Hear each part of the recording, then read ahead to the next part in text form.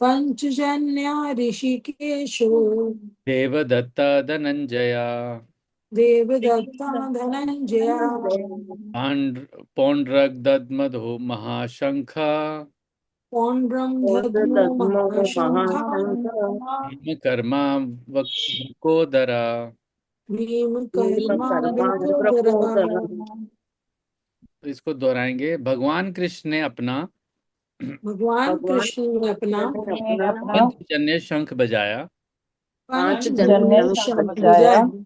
अर्जुन ने देवदत्त शंख अर्जुन ने अर्जुन ने देवदत्त शंख देवदत्त शंख तथा अति भोजी एवं अति मानवीय कार्य करने वाले तथा अति अति भोजी और भोजी भोजी एवं एवं अति अति मानवीय मानवीय कार्य कार्य करने करने वाले वाले भीम ने पौंड्रक नामक भयंकर शंख बजाया।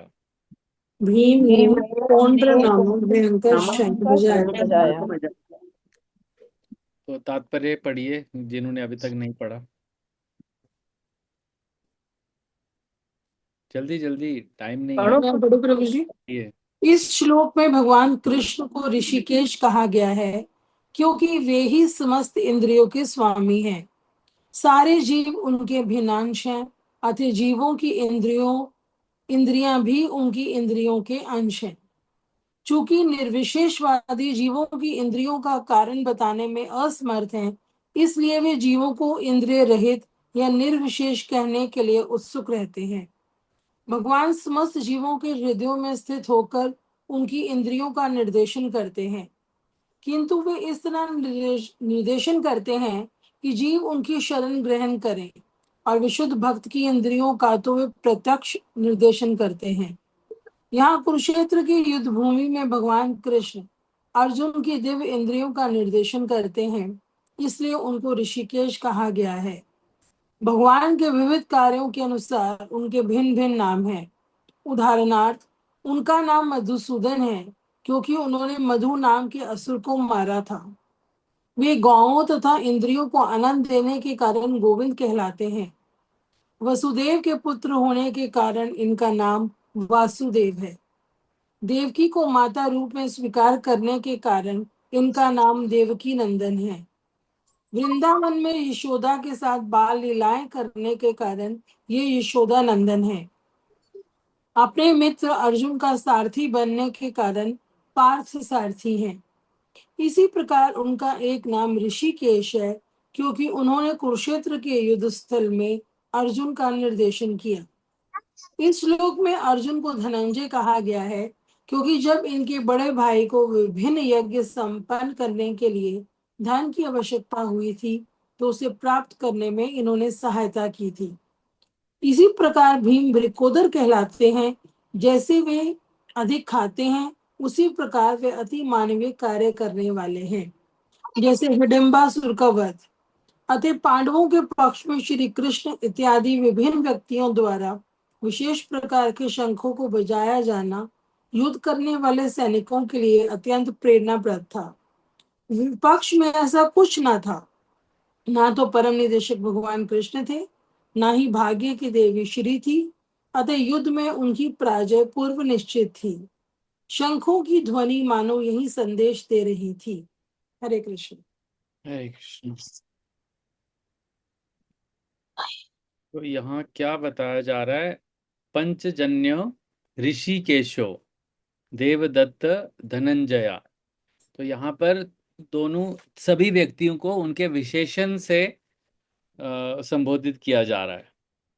तो पंचजन्य किसका शंख है? ऋषिकेश कौन है? कृष्ण जी, श्री कृष्ण जी। भगवान कृष्ण, भगवान श्री कृष्ण। और देवदत्त धनंजया, तो धनंजय कौन है? अर्जुन जी। अर्जुन जी।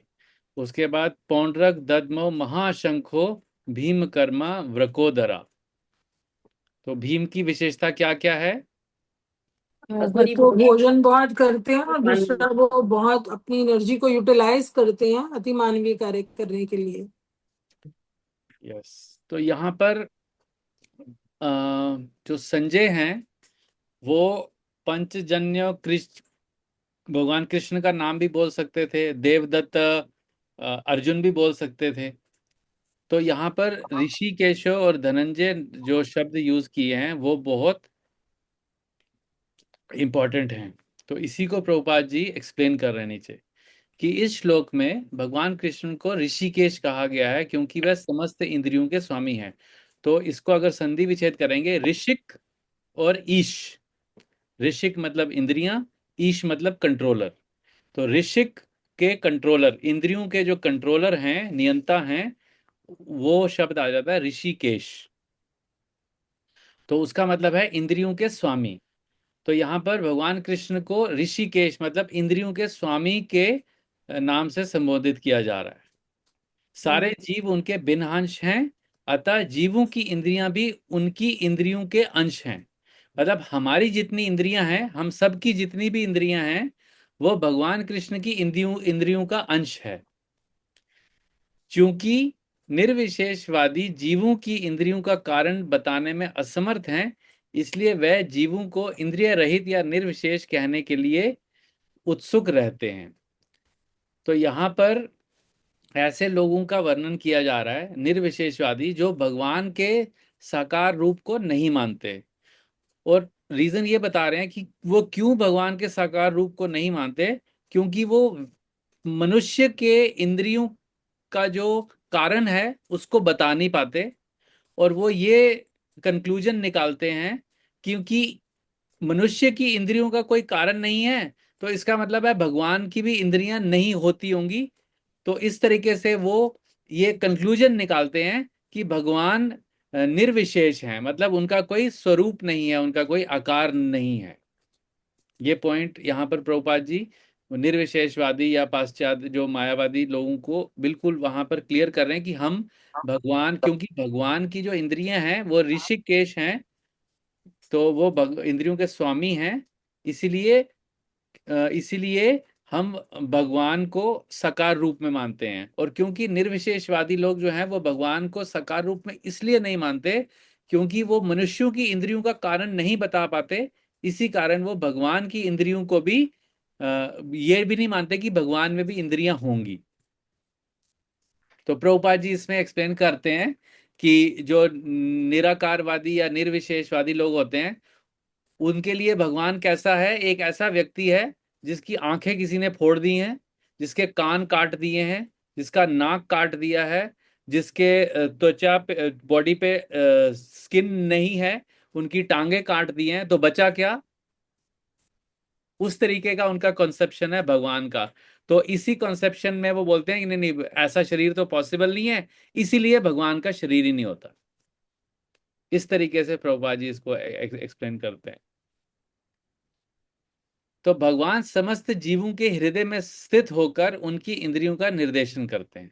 मतलब हम सब के अंदर परमात्मा रूप में भगवान विराजमान होते हैं और वो हमारी इंद्रियों का निर्देशन करते हैं।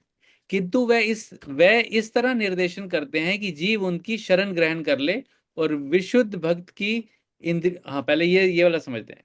तो हम बोल सकते हैं कि जब हम कोई गलत कार्य करते हैं तो भी भगवान हमारी इंद्रियों का निर्देशन करते हैं। अगर कोई किसी का मर्डर कर रहा है तो क्या तब भी भगवान उस व्यक्ति की इंद्रियों का निर्देशन करते हैं? ऐसा ऐसा आपको समझ आ रहा है या कुछ और समझ आ रहा है? यहाँ लिखा है ना कि भगवान समस्त जीवों के हृदय में स्थित होकर उनकी इंद्रियों का निर्देशन करते हैं, मतलब उनको डायरेक्शन देते हैं। अब एक व्यक्ति अगर चोरी कर रहा है, डाका डाल रहा है, किसी का मर्डर कर रहा है, तो क्या भगवान उनकी इंद्रियों को, उस व्यक्ति की इंद्रियों को निर्देशन देते हैं? बताइए। भगवान निर्देशन तो देते हैं, बट उन्होंने उस कार्य को करना ना करने की फ्री विल हमें दे रखी है कि हम उस कार्य को करें या ना करें। तो जब हमें कोई डायरेक्शन दे रहा है तो फिर हम, मतलब डायरेक्शन देने का मतलब क्या है? ये करो, ये करो, ये करो, ऐसा हुआ ना। डायरेक्शन देना मतलब निर्देश देना, कि मैंने उसको निर्देश दिया कि तुम ऐसा करो, है ना।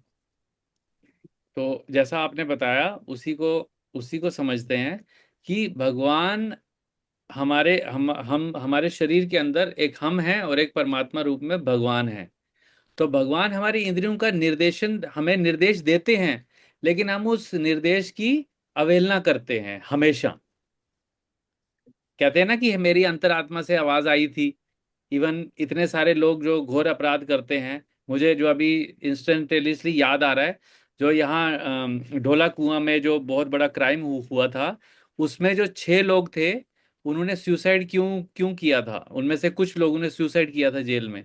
उन्होंने उन्होंने का जब स्टेटमेंट रिकॉर्ड की थी, तो उन्होंने ये बोला था कि उस समय हमें पता नहीं क्या हो गया था कि हमने जो वो घिनौना अपराध किया, लेकिन उसके बाद बोले कि हमें उसके बाद हमें लगा था कि हम गलत कर रहे हैं, लेकिन पता नहीं किसी कारणवश हमसे वो हो गया। तो मतलब भगवान हमें हमेशा, जब हम भी कोई गलत कार्य करने वाले होते हैं या करने की इच्छा करते हैं, तो हमें वो डायरेक्शन देते हैं हमेशा। परमात्मा रूप में हमें डायरेक्शन देते हैं, क्योंकि हम अपनी मन को ज्यादा महत्व देते हैं। तो इसलिए हम अपने मन की बात को मानते हैं, और अपनी बुद्धि जो है, अब डायरेक्शन कहाँ देंगे? बुद्धि के थ्रू आएगी ना डायरेक्शन। तो बुद्धि को हम ज्यादा महत्व नहीं देते, मन को ज्यादा महत्व देते हैं। इसलिए हमें उनके निर्देशन समझ नहीं आते, या हम उनको मानना नहीं चाहते। किंतु वह इस तरह निर्देशन करते हैं कि जीव उनकी शरण ग्रहण कर ले, और विशुद्ध भक्त की इंद्रियों को तो वह प्रत्यक्ष निर्देशन देते हैं। तो वो ऐसा फोर्स नहीं करते। मान लो किसी ने मन की बात मानने की इच्छा की, तो भगवान उसको फोर्स नहीं करेंगे, नहीं तो अपने मन की बात मत सुन, तो अपनी इंद्रियों की बात मत सुन, मेरी सुन। वो उसको इंडिपेंडेंस भी देंगे, स्वतंत्रता भी देंगे। लेकिन जो एक विशुद्ध भक्त होता है, जो एक प्योर डिवोटी होता है, उसकी इंद्रियों को वो पूरी तरीके से निर्देशन देते हैं, क्योंकि वो उनकी उनके निर्देश को समझ जाता है और हमेशा उनके निर्देश पे ही कार्य करता है। यहां कुरुक्षेत्र की युद्ध भूमि में भगवान कृष्ण अर्जुन की दिव्य इंद्रियों का निर्देशन करते हैं। तो क्योंकि वो उनके शुद्ध भक्त हैं, तो यहाँ भगवान कृष्ण ने अर्जुन ने भगवान कृष्ण को समर्पण किया है। सेकंड पैर आगे जब हम पढ़ेंगे सेकंड अध्याय में, तो वहाँ भगवान अर्जुन जो है वो भगवान कृष्ण के सामने सरेंडर करते हैं, मतलब शरणागति करते हैं। इसलिए वो यहाँ अर्जुन की दिव्य इंद्रियों को निर्देशित करते हैं। इसलिए उनको ऋषिकेश कहा गया है। तो ये मीनिंग है कि यहाँ भगवान के नाम कृष्णा के बदले ऋषिकेश क्यों ऐसा कहा गया। तो भगवान के विविध कार्यों के अनुसार उनके विभिन्न नाम हैं। तो यहाँ बहुत सारे एग्जाम्पल दिए कि जैसे मधुसूदन है, फिर वासुदेव है, गोविंद है, देवकी नंदन है, यशोदा नंदन है, फिर नंद नंदन है। बहुत सारे नाम हैं। तो इसी के जैसे पार्थ सारथी है। पार्थ मतलब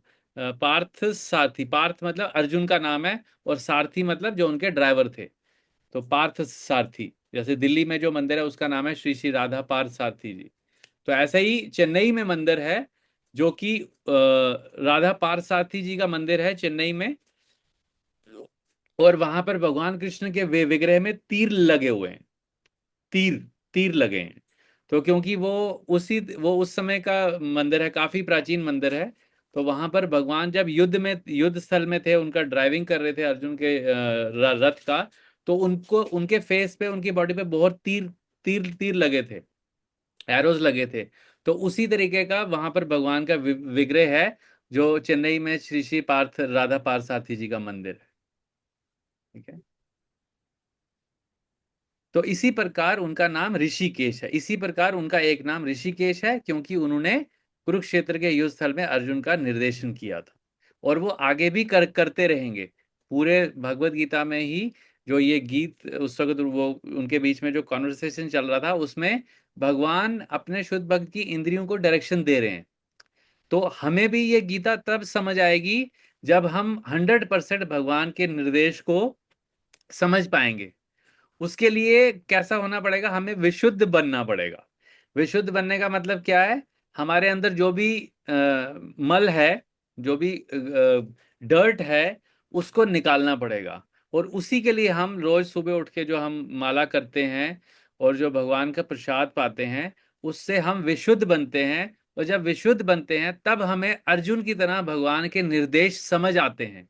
और जब हमें निर्देश समझ आने लगते हैं, तो हम बुद्धि का यूज करते हैं, ना कि मन का यूज करते हैं। तो उससे फिर भगवान हमारी लाइफ को टेक ओवर कर कर लेते हैं। हमारी लाइफ को पूरा, हमारा पूरा लाइफ जो है वो भगवान के कंट्रोल से चलता है। यहां तक किसी का कोई क्वेश्चन, कोई पॉइंट, क्लैरिफिकेशन? हरे कृष्णा प्रभु जी। जी प्रभु जी, मेरा एक क्वेश्चन है कि जैसे कहते हैं ना, भगवान हमारे हृदय में वास करते हैं, जी। तो आत्मा है तो ही हम है, अदरवाइज हम तो कुछ भी नहीं है, ना हम देख पाएंगे ना सुन पाएंगे, आत्मा निकल गई। हम्म। तो वही भगवान किसी को कम किसी को ज्यादा, मतलब है तो सब इंसान ही, सबके अंदर भगवान का वास है। कोई हम्म। चोरी भी करता है छोटी सी, कोई बड़ा मर्डर भी करता है। हम्म। तो ये मतलब कैसे हो सकता है? भगवान तो सबके अंदर है, सबको बोलते हैं, भगवान तो नहीं चाहते ना कि कुछ भी ऐसा हो। मन बुद्धि जो भी है सब भगवान के ही कंट्रोल में है, सब उसी के हिसाब से चलता है। बट ये कैसे होता है कि मतलब कोई बड़ा क्राइम कर जाता है, कोई जरा सा भी करने में डरता है, ये सब कैसे पॉसिबल है? देखिए भगवान, ये हमने हमने यहाँ पर इसको अभी पढ़ा, बट मैं फिर से थोड़ा और एक्सप्लेन करने की कोशिश करता हूँ कि हमारी जो इच्छा है ना, हमारी इच्छा ही हमारे शरीर का कारण है। हमारा जो अभी शरीर, जिस शरीर में हम हैं, ये हमारी पूर्व जन्म में जो हमारी जो अब पूर्ण इच्छाएं, जो इच्छाएं पूर्ण नहीं हुई थी, उसके कारण हमें शरीर मिलता है। अब वो शरीर कैसा मिलता है, वो हमारे पूर्व जन्म के कर्मों पे डिपेंड करता है। यहां तक क्लियर है? हमें जो शरीर मिलता है वो हमें इच्छा पूर्ति के लिए मिलता है, जो हमारी पुरानी इच्छा थी, जो हमारे पिछले शरीर में पूरी नहीं हुई। अब कौन सा शरीर मिलेगा, वो हमारे कर्म पे डिपेंड करता है। अब उसके बाद अ, हमें शरीर मिल गया, लेकिन हमारा मन बुद्धि और अहंकार जो है, जो हमारे सूक्ष्म शरीर का पार्ट है, मन बुद्धि और मिथ्या अहंकार, ये तीन हमारे को पास्ट लाइफ से मिलते हैं। हमारे पिछले जन्म से हमें मन बुद्धि और अहंकार मिलता है, वो कैरी कैरी फॉरवर्ड होता है। हमें सिर्फ शरीर नया मिलता है। अब एक व्यक्ति के अंदर अगर तामसिक गुण है, उसके अंदर तामसिक इच्छाएं हैं, तो वो जो कार्य करेगा वो भी वैसे ही करना करेगा। अब एक व्यक्ति पिछले जन्म में मान लो चोर था, अब उसके अंदर चोरी करने की प्रवृत्ति है, और संभव उसने कुछ पुण्य कर्म किए होंगे, कहीं कुछ दान दे दिया होगा, किसी यज्ञ का पार्ट रहा होगा, कहीं प्रसाद का एक दो दाना खा लिया होगा, तो उसको मनुष्य का जीवन मिल गया। लेकिन जो उसकी प्रवृत्ति है और जो उसकी इच्छाएं हैं वो चोरी करने की है। तो अब जब उसको नया शरीर मिल गया तो वो चोरी कर रहा है। अब भगवान उसको निर्देशन दे रहे हैं कि भाई चोरी मत कर, बेटा चोरी मत कर। लेकिन उसका जो मन बुद्धि और अहंकार है, वो उसके वश में इतना ज्यादा है कि उसको भगवान का जो शब्द है, जो निर्देशन दे रहे हैं भगवान, वो उसको समझ नहीं आ रहा है। तो वो इस कारण से वो ऐसे घिनौने अपराध करता है। ये आपके फर्स्ट पार्ट का आंसर है ना? आई थिंक यही आपका क्वेश्चन था। तो हमारी जो प्रवृत्ति है वो हमारे हमारे पास्ट, हमारे जो कहते हैं ना सबकॉन्शियस माइंड में हमारे हमारे इम्प्रेशंस हैं। जैसे आपने देखा होगा कि एक बच्चा है, वो बचपन से ही बहुत ज्यादा शांत है, और दूसरा बच्चा है वो बचपन से बहुत ज्यादा चिल्लाता है, चीखता है, लड़ाई करता है। अब बच्चा तो बच्चा है, अब हम बोलेंगे दी उसका शरीर जो है वो तो अभी अभी तो उसने बर्थ लिया है, उसने तो कोई कर्म भी नहीं किए, तो वो कैसे उसकी प्रवृत्ति, वो उसले उसके पुनर् जो उसके कितने पता नहीं कितने जन्मों से उसके जो मन बुद्धि और अहंकार जिस तरीके से बना है, वो उसके कारण वो अपने उन भावों को व्यक्त करना शुरू करता है। और जैसे जैसे बच्चे बड़े होते हैं उनका असली नेचर सामने आता है, क्योंकि बचपन में हम उनको जो बोलेंगे वो वैसा वैसा करेंगे। लेकिन जैसे जैसे वो एडोलसेंट एज में आते हैं, टीन एज में आते हैं, तो वो अपना भाव उत्पन्न करते हैं, मतलब अपना भाव दिखाते हैं कि हाँ मैं ऐसा हूं, मैं ऐसी हूं। तो हम सब के साथ भी ऐसा ही हुआ है। तो इसलिए हम अपने अपनी जो हमारी जो प्रवृत्ति है, जो हमारी प्रोपेंसिटी है पास्ट लाइफ से, और जो हमारे डिजायर्स हैं जो पूरे नहीं हुए थे, उसके कारण हम अच्छे या बुरे कर्म करते हैं। क्लियर है माता जी? हाँ, ये तो क्लियर, बट प्रभु जी जैसे ये है कि आप कह रहे हो कि जो हम चाहते हैं कि हम मतलब जो हम नहीं कर पाए हैं, हम अगले जन्म में करना चाहते हैं, और हम इस जन्म में भी इतना घोर अपराध करते हैं, मारना, ये करना, वो करना, उसके बाद लेकिन कहते हैं अगर आप गलत काम करोगे तो आपको अगले जन्म में मतलब मानव योनि नहीं मिलेगी, आपको किसी ऐसी, बट ये कैसे पॉसिबल है कि आप मतलब इंसान भी बनना चाहते हो कि हम अगला हमें योनि मानव का मिले, और हम ऐसे कर्म भी कर रहे हैं कि अगला पता नहीं क्या हो, तो ये कैसे पॉसिबल है दोनों चीजें एक साथ? हाँ, अगर कोई, देखो ये बैलेंस शीट है। पहली बात तो एक व्यक्ति पाप भी कर रहा है, पुण्य भी कर रहा है ना। हर उसका दोनों चीजें चल रहा है, जो कि कर्म कांड दृष्टि से अगर कोई व्यक्ति जीवन अपना जी रहा है तो वो पाप भी कर रहा है, पुण्य कर रहा है, पुण्य भी कर रहा है। अगर तो उसके पाप का बैलेंस ज्यादा है तो उसको मनुष्य से नीचे का शरीर मिलेगा, नीचे की योनियां मिलेंगी। और अगर उसके पुण्य का जो बैलेंस शीट है, जो काउंट है, वो ज्यादा है, तो उसको कम से कम मनुष्य या फिर मनुष्य से ऊपर की योनियां मिलेगी, जैसे स्वर्ग लोक है, उसके बाद चंद्र लोक है, महर लोक है, जनलोक है, तप लोक है, ब्रह्म लोक है, वहां मिलेगी। तो वो उसके एक एक ऐसा आप समझ के रखो कि आपके पास 5 लाख रुपए आपके बैंक में है, ठीक है, और आपका मन है कि मैं 5 स्टार होटल में जाके रहूं, तो आप अफोर्ड कर सकते हो, तो आपको वहां एंट्री मिल जाएगी। लेकिन अगर आपके पास 5,000 रुपीज ही हैं तो आप किसी सस्ते होटल में जाओगे, वहां पर रहोगे। तो इसी तरीके से हमारे कर्मों का जो बैलेंस है, पॉजिटिव नेगेटिव, उससे डिपेंड करता है कि हमें कौन सा शरीर मिलेगा। मतलब ये हमारी इच्छा पे नहीं, हमारे कर्मों पे डिपेंड हाँ, करता है। जो जो शरीर है, जो शरीर है वो कर्मों पे डिपेंड करता है, और हमारी जो प्रवृत्ति है वो हमारी मन बुद्धि अहंकार, जो 5 जन्मों से हमारे इच्छाएं हैं, उस पर डिपेंड करती है। जैसे प्रभुपाद जी एक और एग्जांपल देते हैं, जैसे किसी व्यक्ति को मांस खाने की बहुत ही इच्छा है, मतलब उसको संभव उसके पास्ट कर्मों से उसको मनुष्य का जीवन मिल गया, लेकिन उसकी प्रवृत्ति है कि वो मांस खाएगा।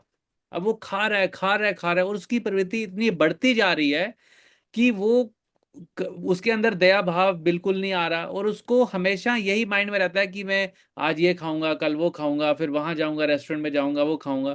फिर ऐसा भी होता है, जैसे मैंने आउटसाइड कंट्री जब मैं जाता था तो मैंने देखा है कि लोग कच्चा भी खाते हैं, वेस्टर्न कंट्रीज में कच्चा भी खाते हैं। तो अब उसकी इच्छा क्या है कि उसको कच्चा मांस खाना है, तो भगवान उसको फैसिलिटेशन देते हैं, बोलते हैं ठीक है, ये जन्म तू इंसान के रूप में रह ले, तो जो भी है अब तुझे इसके जो भी इफेक्ट मिलेगा, लेकिन अगला जन्म में तुझे शेर का दे दूंगा।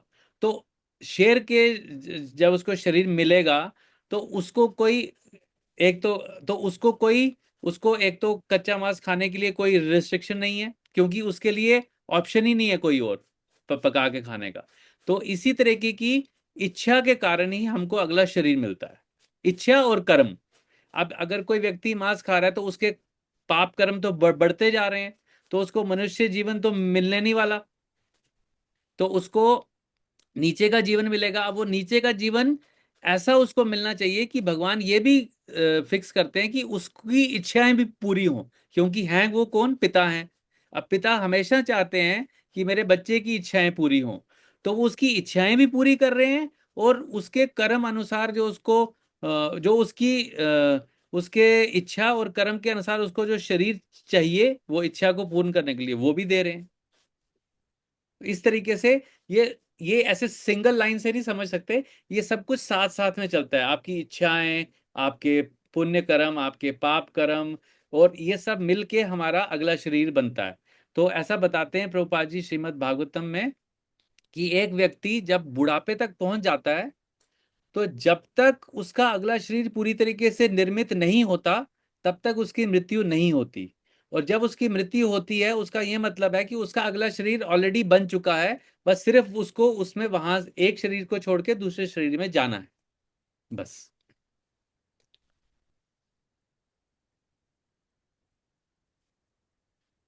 ठीक है, और किसी का कोई पॉइंट, कोई क्वेश्चन?